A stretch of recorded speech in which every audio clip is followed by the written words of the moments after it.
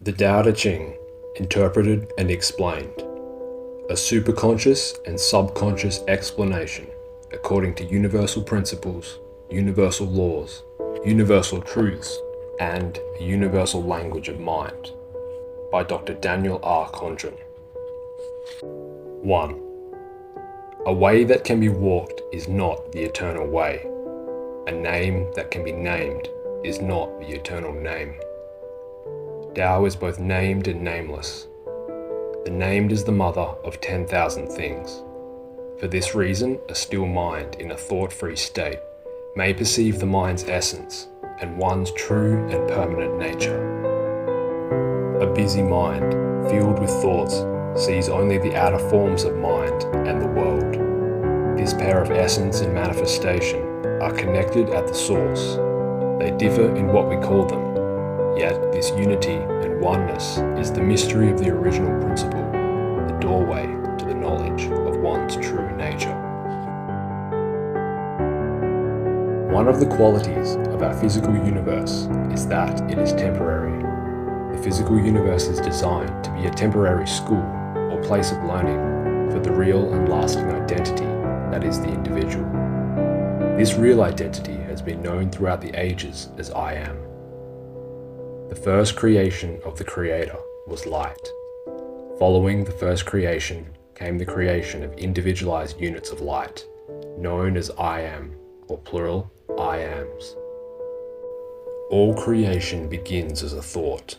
Before any creation takes on physical form, it is first a thought. The original light of creation was formless.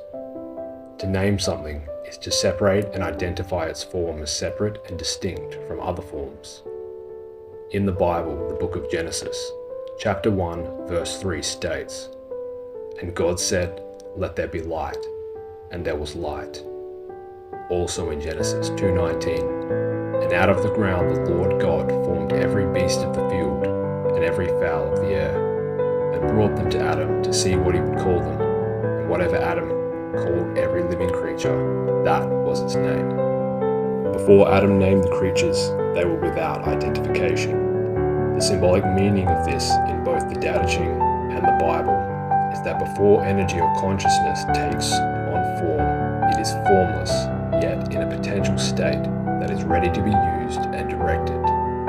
To name something is to recognize its form, and form is a powerful factor of physical life and the conscious mind.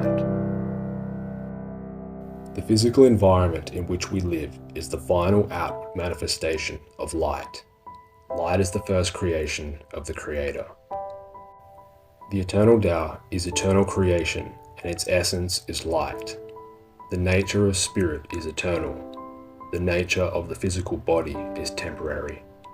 One who thinks physically, one who is engrossed in the physical senses, and doesn't recognize his own entrapment in a physical body, cannot understand the higher nature or vibration of energy and consciousness. The eternal creation, or Tao, is energy and substance vibrating at a higher rate of vibration than our 5 physical senses can perceive. This higher vibration is meaningless to one engrossed in physical existence, because in order to name something, you must first perceive and identify that something. There are over 10,000 things one can perceive and identify on our physical earth. Therefore, you can name them, which is to separate and identify them.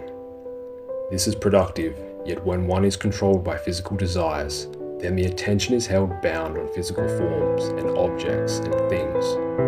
Then one ceases to identify the learning in the use of physical objects. The one who is using the physical existence to build permanent understandings of self, creation, soul growth, and spiritual development understands the subconscious and conscious minds. Such a one can understand the manifestations being constantly created in the life. Such a one understands thought as cause. Such a one creates only the highest desires, and the desires are for soul growth and spiritual development. Everyone has an inner urge, which is the desire to be like their Creator. Children desire to be like their parents. Everything began formless. Everything was created from the essence of Creator.